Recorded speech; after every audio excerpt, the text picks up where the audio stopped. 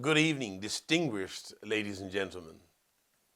Kindly allow me, first of all, to acknowledge the estimable presence of their excellencies, Presidents Paul Kagame of Rwanda and Vice President Professor Yemi Osinbajo of the Federal Republic of Nigeria. I would also like to thank Forbes for the great honor accorded by nominating me for the award of the most influential personality in Africa for the year 2021 and for inviting me to deliver this keynote address entitled Leadership and Philanthropy. It is a most encouraging award given the backdrop of the work that we do, as well as the attendant challenges of that work. The work of a pastor is transformational, and that underscores the difficulty, because transforming one human is an arduous task. Transforming a congregational mass is Herculean, and transforming a continent requires one to be a believer in the extraordinary. I believe in the extraordinary. The reason the work is difficult is because humans are not mere biological entities. They are a convergence of genetics, cultural and psychological conditioning, history, nativity, and emotions. Continental transformation requires lifelong transgenerational commitment, and it requires exemplary spiritual and intellectual leadership. By calling, therefore, a pastor is a transformational leader, and all this at the local level. Were the challenges of Africa entirely local, the work would be easier, but the context in which the African exists is as important in the work of transformation as the internal dynamics of the individual. Sometimes the political architecture of Africa compounds the difficulty of transformational work. There is famine, denuding poverty, there are environmental challenges, political ineptitude, as well as the unfortunate mismanagement of resources. So the problem lies in the atypical philosophy of leadership often adopted here on the continent because, my friends, there is a difference between lordship and servant leadership. There are two critical virtues a leader must have in his arsenal: management skills on the one hand and a humane heart on the other. If a leader has management skills but lacks a caring heart, the leader will merely run a government but will fail to lead a people into nationhood and the greatness of the potential of that nation. On the other hand, if a leader has a wonderfully caring heart but lacks management skills, the leader will do enormous damage to the economy and the polity. A philanthropic disposition ought to accompany managerial skills. The leader should be able to manage resources and also be compassionate.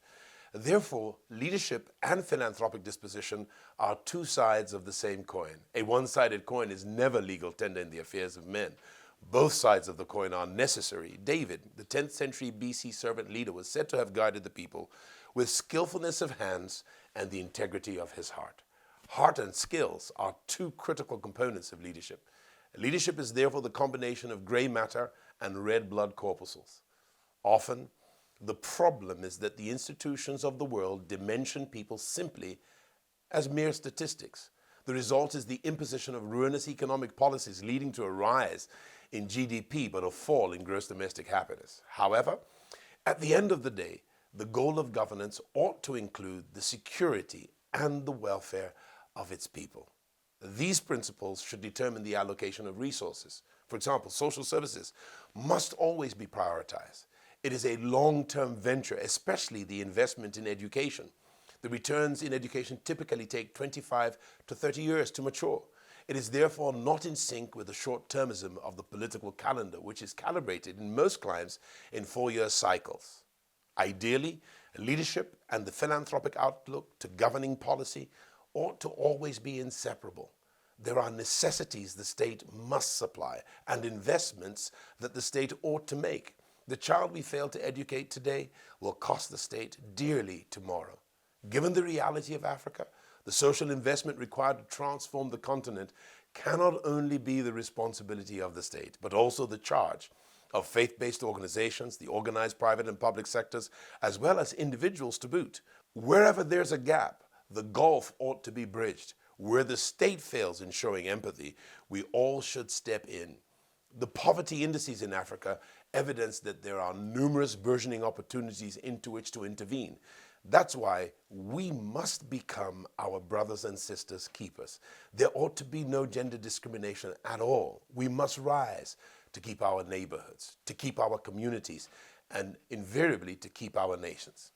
When Jesus said, and I quote, "The poor you have with you always," He was inferring that opportunities will never be equal in life and that the opportunity will always beckon for us to be kind to our fellow human. In moments of compassion, it is our responsibility to take the lead amid the situation. The most effective gospel is the gospel of care. The maxim suggests that people do not care about what we know until we know that they care. Philanthropy is in our corporate and individual self-interest. As the African adage goes, and I quote again, "The lone rich man living on a street full of beggars will soon become a very poor man." Philanthropy guarantees security, and it is Africa's informal social security system. If it fails, society fails. If society fails, civilization degenerates. In our quest to be practical with our theology, the Rock Foundation and the House on the Rock with whom I serve, we have endeavored over the last quarter of a century to identify and bridge the gaps in social care, while acting at the same time as catalysts for other organizations in the faith-based, private and public sectors to engage likewise as us as partners in our various localities. The focus of our philanthropic endeavors has been wide and varied.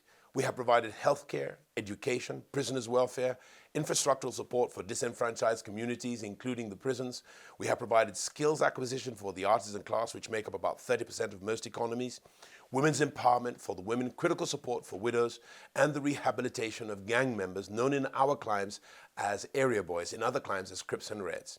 And also we've given medical interventions such as our work in creating the Ebola Containment Trust Fund, and more recently, equipping and supporting interventions to ameliorate the COVID-19 scourge in Nigeria.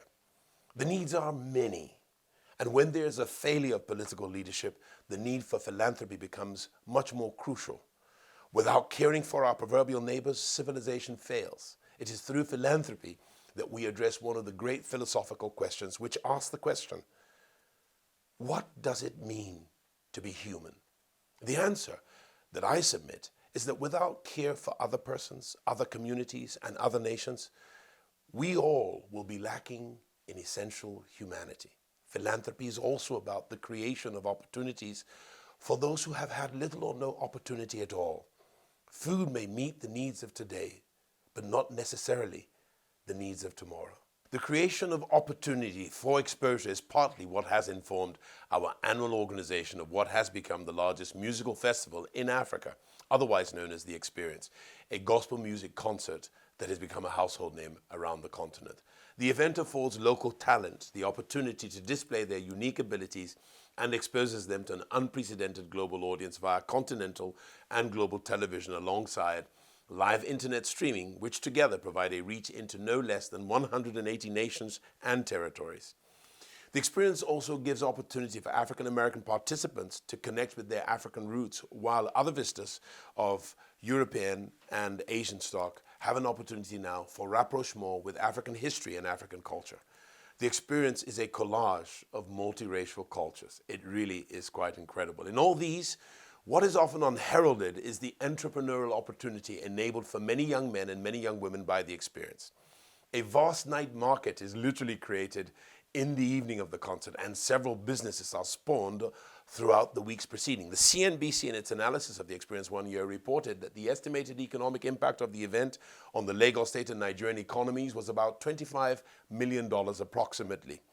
Numerous SMEs have been birthed by the experience.